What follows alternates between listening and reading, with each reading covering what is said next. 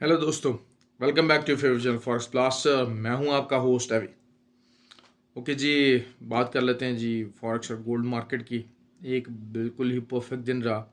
दुनिया बहुत ज़्यादा मुश्किल में रही, लेकिन वो लोग जिन्होंने मेरी वीडियो फॉलो किया, मेरा चैनल फॉलो कर रहे थे, या पर्टिकुलरली वो फ्री व्हाट्सएप ग्रुप वाले लोग जो कि मेरे फ्री व्हाट्सएप ग्रुप का हिस्सा हैं, और जो है वो फ्री व्हाट्सएप ग्रुप बताता चलो कि इट्स टोटली फ्री। हर कोई इसको ज्वाइन कर सकता है। It is free for every one. कोई उसकी ज्वाइनिंग फ़ीस नहीं, कोई उसकी मंथली फ़ीस नहीं, और वो सिर्फ सिग्नल ग्रुप नहीं है, वो एक लर्निंग बेस्ड ग्रुप है। आपको चीज़ों का उसमें लर्निंग नॉलेज साथ साथ चीज़ें चल रही होती हैं, और it's a community based group जिसमें आप अपनी बात कर सकते हैं, पूछ सकते हैं, जनरल नॉलेज की चीज़ें जान सकते हैं, मार्केटिंग अंदर क्या चल रहा है, क्या क्या इंडिकेटर्स चल रहे हैं जिसकी वजह से सिग्नल क्रिएट हो रहा है और जनरेट हो रहा है। तो वो चीज़ जो है वो उस ग्रुप का एक बेहतरीन हिस्सा है। और उसके लिए सिर्फ आपको करना क्या है, आपको ऑक्टा एफएक्स या एक्सनेक्स के ऊपर हमारे आईबी लिंक के थ्रू ज्वाइन करना है। लिंक डिस्क्रिप्शन में नीचे मौजूद हैं, और आईबी नंबर्स भी नीचे मौजूद हैं। अगर आप ऑलरेडी इनके यूज़र हैं तो फिर आप अपना आईबी नंबर चेंज करके जो है वो मुझसे रब्ता कर सकते हैं। मेरा व्हाट्सएप नंबर भी वीडियो के डिस्क्रिप्शन में मौजूद है। तो it is free for everyone. आप इसको ज्वाइन कर सकते हैं अपनी ट्रेडिंग के लिए, और ट्रेडिंग को बेहतर बनाने के लिए it's an ideal platform. I am sure कि आप इसको यूज़ करेंगे। आज भी बहुत ही परफेक्ट दिन रहा। उस ग्रुप के बहुत सारे लोगों ने बहुत अच्छा जो है वो चीज़ें की। बात कर लेते हैं जी। सबसे पहले बहुत ही हमारे तकरीबन सारे जो सिग्नल से चीज़ें थी वो हिट गई।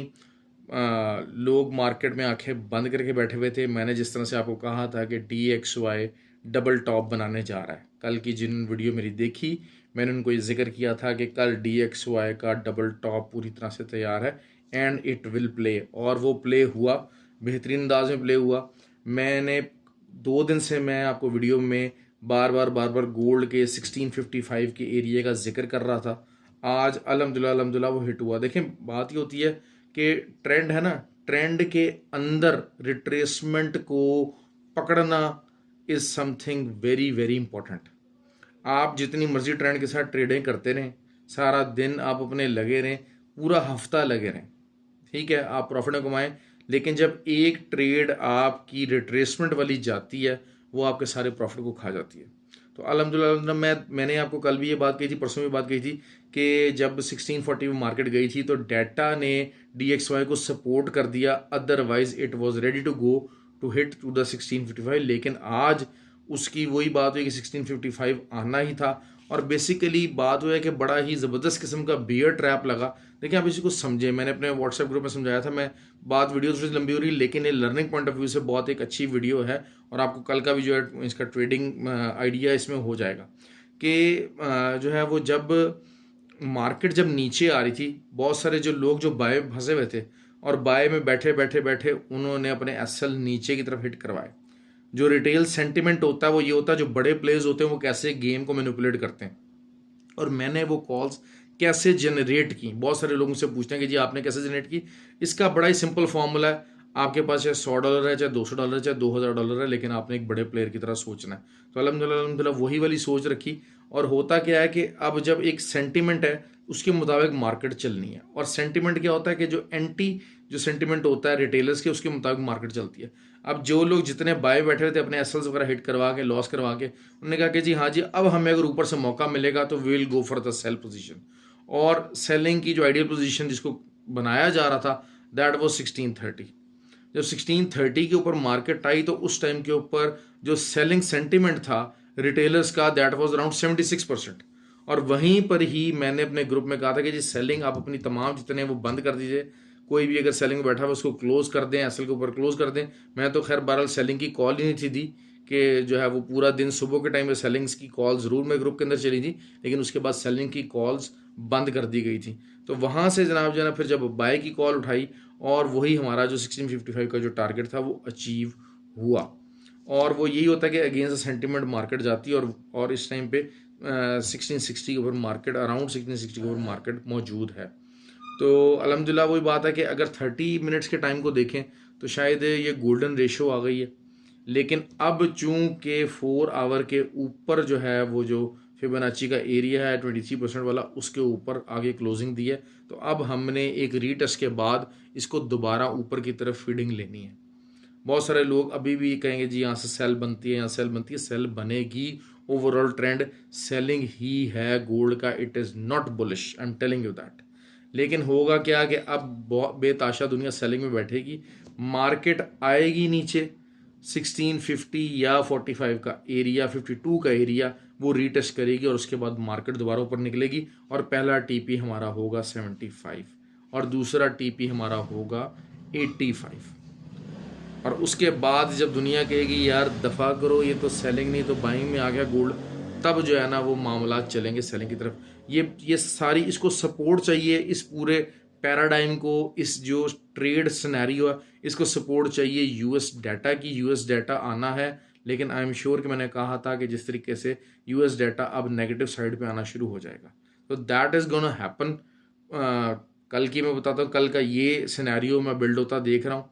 और अभी आपने फुल ऑन सेलिंग के अंदर नहीं बैठना, बिल्कुल नहीं बैठना। क्यों? क्योंकि अभी भी दुनिया बाइंग साइड पे इंक्लाइंड नहीं हुई।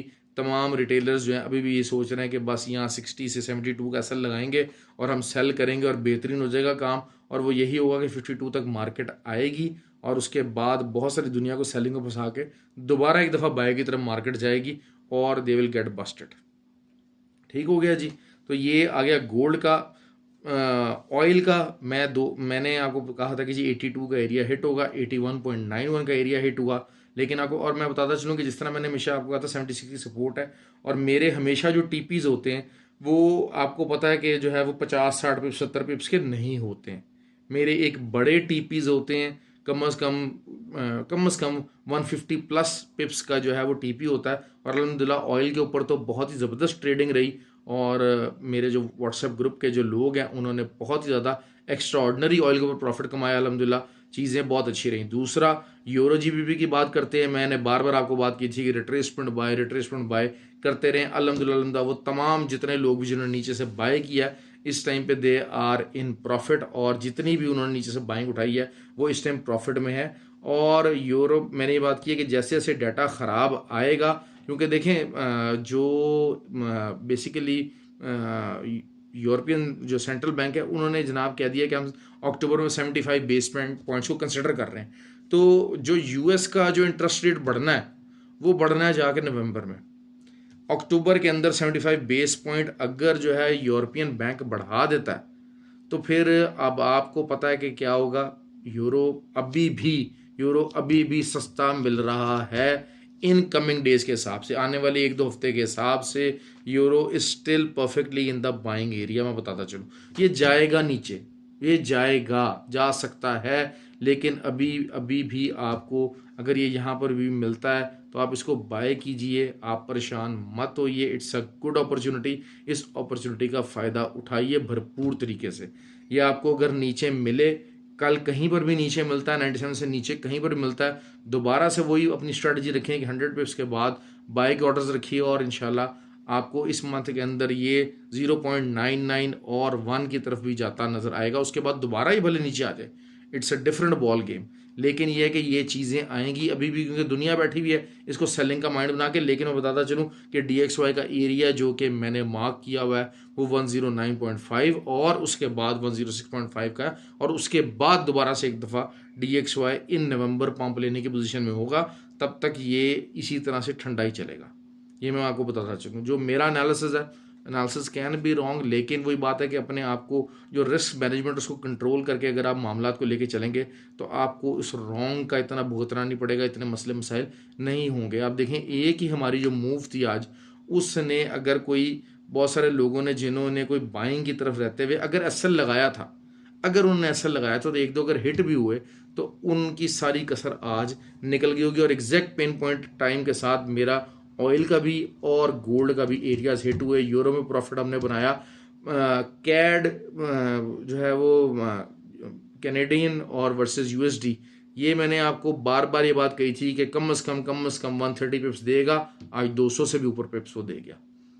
तो मैं जिस बात कर रहा था कि जो डबल टॉप की DXY की वीकनेस की, उसकी मार्केट में कोई बात नहीं कर रहा था। हर बंदा बात यही सोच के बैठा हुआ था कि बस आज तो DXY की ब्रेकिंग 117 के ऊपर लगेंगी या 120 और 22 के ऊपर लगेंगी। तो ऐसा नहीं है, मार्केट में रिट्रेसमेंट आती है। ये अभी कुछ ऐसा नहीं हुआ कि ट्रेंड चेंज हो गया। मैं आपको बार बार बताता चलूँ, ये ट्रेंड चेंज नहीं हुआ, it is just a retracement. Trend is bearish, DXY is bullish, तमाम जो करेंसी पेयर्स हैं उसके मुकाबले में बेरिश हैं। एंड लेकिन वो यही है कि रिट्रेसमेंट के अंदर आपको एक अच्छी ट्रेड्स मिल सकती हैं। आपने आपके अंदर जो इंट्राडे है उसके अंदर एबिलिटी यही होनी चाहिए। देखिए बड़ा आसान है, मैं कहूँ नहीं जी sell sell sell sell sell, लेकिन जब रिट्रेसमेंट लगेगी वो सारी सेल आपकी चंपत हो जाएगी। और जैसा कि आज बहुत सारे लोगों के साथ हुआ है, बेताशा लोगों की आज तबीयत काफ़ी साफ़ हुई है जो कि सेलिंग में बैठने को बड़ा प्रेफर कर रहे थे, क्योंकि देखें आपको पूरा दिन लगा है, लेकिन अराउंड आप देख लीजिए कि 400-500 पिप्स की करीब जो है वो रिट्रेसमेंट लग गई है। तो 400 पिप्स की रिट्रेसमेंट अगर गोल्ड के अंदर आ गई है तो हाउ ह्यूज इट इज़। और हमेशा बताता चलूँ यही बात होती है, हमेशा आप ये बात याद रखिएगा, जो रिट्रेसमेंट ट्रेड होती है ना वो बहुत ज़्यादा लीथल होती है और रुकती नहीं है। अभी भी लोग अभी भी बैठे हैं जनाब, बस अब यहाँ 72 SL लगाएंगे और हमें पूरा प्रॉफिट हो जाएगा, ऐसा ऐसा नहीं है। रिट्रेसमेंट अभी चलेगी, क्यों? क्योंकि अभी हाफ एन आवर का जो फिबोनाची रिट्रेसमेंट एरिया था वो अचीव हो गया। अब 4 आवर के ऊपर रिट्रेसमेंट एरिया जो है उसकी बारी है, जो कि कल प्ले करेगा। और अगर कल भी इसी तरीके से बुलिश डे क्लोज होता है तो फिर इंट्रा डे के ऊपर ये वाली रिट्रेसमेंट शिफ्ट होगी और फिर जो पुल बैक आएगा वो इंट्रा डे के गोल्डन रेशियो या 50% से आएगा।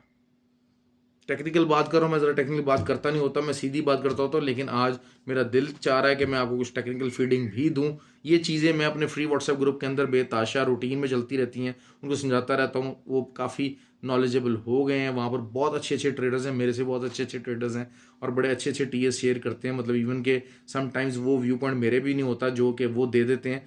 तो it's a best community group कि आप उसको ज्वाइन करें तो बड़ा ही ज़बरदस्त रहेगा। दूसरी बात जो है वो मैंने आपको समझा दी है। बाकी ये कि जो आया है बैंक ऑफ इंग्लैंड का, बेसिकली बैंक ऑफ इंग्लैंड की जो जो स्ट्रेटजी आई है ना कि बॉन्ड्स परचेज करने की, तो इट इज़ समथिंग, उसमें ना दो एंगल्स हैं। एक मैं बताता चलूँ आपको, एक तो आप ज़ाहिर बात है कि अगर बॉन्ड्स आप फ्लोट करते हैं तो उसके बाद ज़ाहिर बात है मनी ज़्यादा आ रही है। हालांकि आप इंटरेस्ट रेट इंक्रीज़ करते हैं ताकि आपकी मनी जो मार्केट से कम और इन्फ्लेशन को हम कंट्रोल करें। लेकिन ऑन द कॉन्ट्ररी होता क्या है कि जब आपकी जो है ना वो गवर्नमेंट जो है ना उसके जो आपके जो बॉन्ड होते हैं इसके इंटरेस्ट रेट को फीड कर रही होती है, तो इंटरेस्ट रेट ऑटोमेटिकली उन चीज़ों का हाई जा रहा होता है। तो ये चीज़ भी देखी जाएगी, ऑल्दो कि गवर्नमेंट जो है वो उसमें पार्टी बन के प्ले करती है कि हाँ जी ठीक है हम प्ले करेंगे, हम इसको बाय करेंगे, लेकिन जो दूसरी पार्टीज़ हैं वो भी उसको बाय करने की पोजीशन में आ जाती हैं, जिसकी वजह से एक इंटरेस्ट रेट हाई होता है। इनडायरेक्टली जो बॉन्ड्स होते हैं उनका इंटरेस्ट रेट हाई होता है, तो जिसकी वजह से जो है वो उसमें भी रिट्रेसमेंट आई, अच्छी बाइंग आई। लेकिन वही बात है कि it was a very dangerous week. उसमें काफ़ी दुनिया को आज जो है ना वो जो सेलर्स थे पहले उनके असल हिट हुए, उसके बाद जो बायर्स थे पहले उनके फिर दोनों साइड के ऊपर मूव चली है और दोनों साइडों की काफ़ी तबाही मची और बायर और सेलर्स दोनों ही डंप हुए आज। तो बड़ा ही एक जो है वो अजीबोगरीब किस्म का मामला रहा। लेकिन बात वही है कि ओवरऑल जो मार्केट का ट्रेंड था अल्हम्दुलिल्लाह हमने परफेक्टली उसको डिकोड किया और अपने ग्रुप मेंबर्स को फ़ायदा पहुंचाया। तो अगले दिन का भी मैंने आपको बता दिया। हाँ, ऑयल का मैं कवर करना भूल गया, वो जस्ट स्किपिंग माई माइंड कि जी ऑयल का क्या हो रहा है। अच्छा, ऑयल का जिस तरह मैंने आपको बता दिया कि DXY जैसे जैसे डाउन जाता है तो ऑयल ऊपर जाता है, एग्जैक्टली आज वही हुआ। मैं पूरी तरह से कन्विंस था regarding the double top of DXY और आज वो प्ले हुआ। और ऑयल की बेसिकली सिर्फ ट्रेड जो थी वो ये थी कि 2 दिन से 76 की सपोर्ट नहीं टूटी है और DXY के नीचे आने का टाइम हो गया। द मोमेंट DXY, जिस तरह मैंने कल पूरा ब्रीफ किया था कि जो मुल्क हैं वो वेट कर रहे हैं DXY के नीचे आने का ताकि वो अपने बाय ऑर्डर्स लगा सकें और ऑयल परचेजिंग हो सके। अब सेम सिचुएशन है, अगर तो जो है वो आपको नीचे की तरफ ऑयल मिलता है तो गो फॉर अ बाय, क्योंकि जो है ना वो कल 82.5 का एरिया काफ़ी वल्नरेबल है। अगर DXY जो है ना अपने इस करंट लेवल से भी थोड़ा सा $1-2 नीचे अगर क्लोज होता है कल, जिसके चांस बहुत ज़्यादा हैं, तो फिर आप ऑयल को बहुत और ज़्यादा बुलिश देखेंगे। लेकिन ये कि एकदम से इतनी ज़्यादा बुलिशनेस आ नहीं सकती है, लेकिन फिर भी आप नीचे से बाय करने की कोशिश कीजिएगा, ऑयल को सेलिंग की तरफ फिलहाल मत जाइएगा जब तक कि DXY again on the roll नहीं आता नीचे से। मैंने आपको एक बात कही थी कि DXY के ऊपर जो है ना जो लोग हैं वो अभी लॉन्ग पोजीशंस ओपन करने नहीं करना चाह रहे, they don't want to get in long position, they are what they are waiting कि ये रिट्रेस हो नीचे की तरफ से और नीचे से दोबारा से बाय ऑर्डर्स हम लगाएं। तो सेम इज़ द थिंग कि जो है वो उसका इम्पैक्ट जो है वो ऑयल के ऊपर आ रहा है, क्रूड ऑयल के ऊपर आ रहा है, और क्रूड ऑयल जो है वो आपको 84-85 का टारगेट दे भी सकता है। आई डाउट इट, लेकिन ये कि it is still possible and it is on the card. लेकिन ये कि अच्छा, नैस्डैक परफेक्टली 11,000 का मैंने बार बार बोला, 3 दिन से मैं बोल रहा हूँ नैस्डैक 11,000 की सपोर्ट वो नहीं टूटी है। अभी भी नीचे आए तो बाय कीजिएगा। 11,725 मेरे मुताबिक एरिया इस टाइम पे नैस्डैक टारगेट करके बैठा हुआ है। तो लेट्स सी के जो है इंशाल्लाह कल क्या होता है। Have a good day. Comment ज़रूर कीजिएगा अगर आपको इन वीडियो से फ़ायदा हो रहा है, कुछ लर्निंग में बेहतरी आ रही है, कुछ चीज़ों को समझ पा रहे हैं, कोई डिफरेंट अंदाज में कोई चीज़ समझने को मिल रही है आपको मार्केट से, तो प्लीज़ प्लीज़ कमेंट ज़रूर कीजिए, शेयर कीजिए, लाइक कीजिए। It's a big big opportunity और मुझे मोटिवेशन मिलती है। ख्याल रखें अपना। Have a good day ji.